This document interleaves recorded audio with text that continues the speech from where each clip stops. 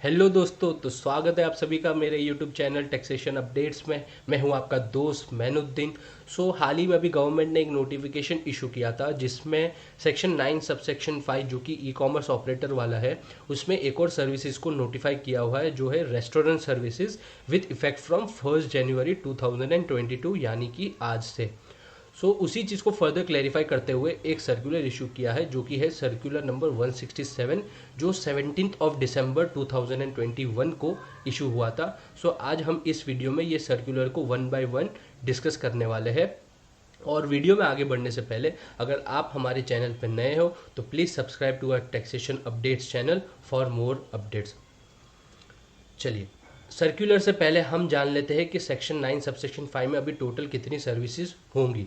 हमें पता ही है पहले ऑलरेडी 3 सर्विसेज नोटिफाई की हुई थी जो कि थी passenger transport services, hotel accommodation services and housekeeping services. और अभी 1 जनवरी 2022 से रेस्टोरेंट सर्विसेज को भी नोटिफाई किया हुआ है।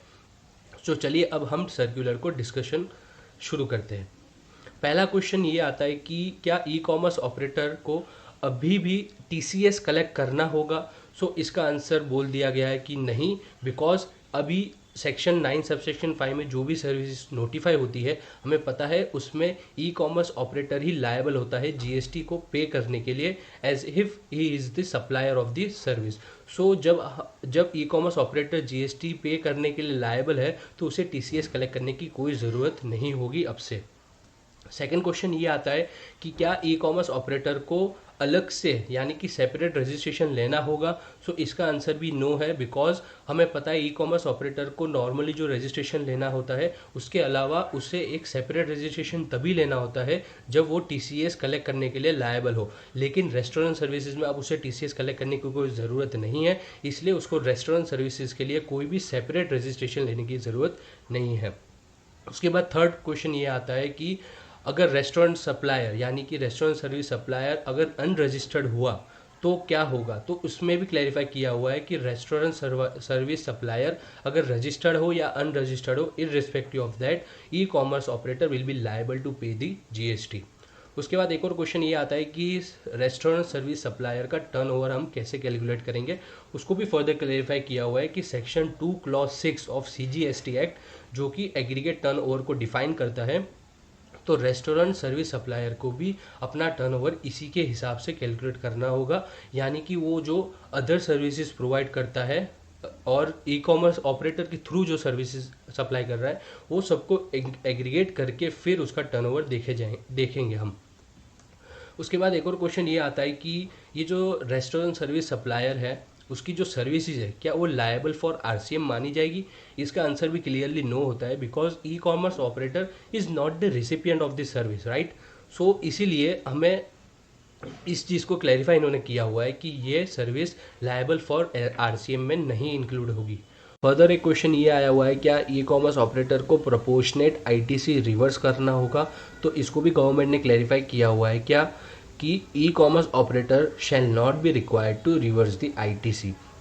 लेकिन यहाँ पे एक बहुत इंपॉर्टेंट पॉइंट ऐड किया हुआ है कि ई कॉमर्स ऑपरेटर को रेस्टोरेंट सर्विसेज से जितना भी जीएसटी पेबल आएगा वो पूरा का पूरा अमाउंट कैश में ही पे करना होगा। और इसी के कनेक्शन में एक और क्वेश्चन ये भी है क्या ई commerce operator while paying the amount of GST क्या वो आईटीसी को अवेल कर पाएगा। इसका आंसर भी क्लियरली नो है, बिकॉज हमने ऊपर ही पढ़ा कि जीएसटी लायबिलिटी रेस्टोरेंट सर्विसेज से जितनी भी जीएसटी लायबिलिटी आएगी वो पूरा का पूरा अमाउंट हमें कैश में ही पे करना होगा, हमें यानी ई कॉमर्स ऑपरेटर को। उसके बाद एक और क्वेश्चन ये है कि अदर देन रेस्टोरेंट सर्विसेज में क्या 5% विदाउट आईटीसी पे करना होगा। उसमें उन्होंने ये बता दिया कि वो सप्लायर जो होगा यानी कि रेस्टोरेंट सर्विस सप्लायर वो इनवॉइस इशू करेगा, वो ही लायबल होगा जीएसटी पे करने के लिए, और ई commerce operator will collect the TCS यानी कि जो पुराना सिस्टम है वही यहाँ पे कंटिन्यू होगा।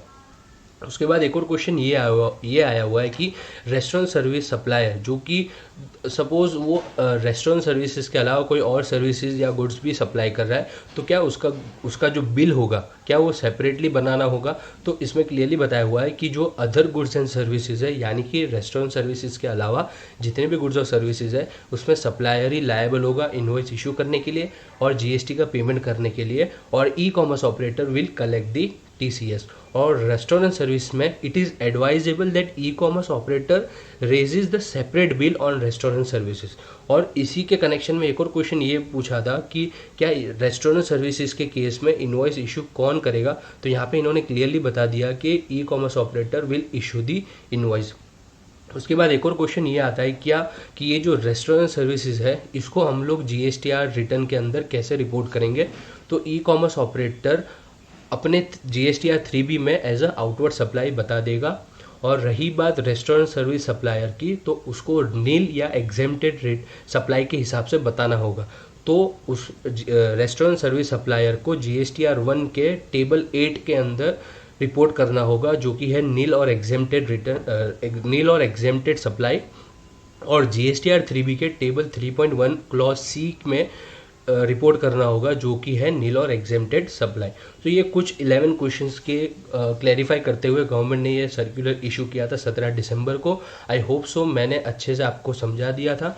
अगर कोई भी आपको इसके रिगार्डिंग डाउट है तो आप नीचे कमेंट में पूछ सकते हो, मैं जल्द से जल्द इसका रिप्लाई करने की कोशिश करूँगा। Thank you very much.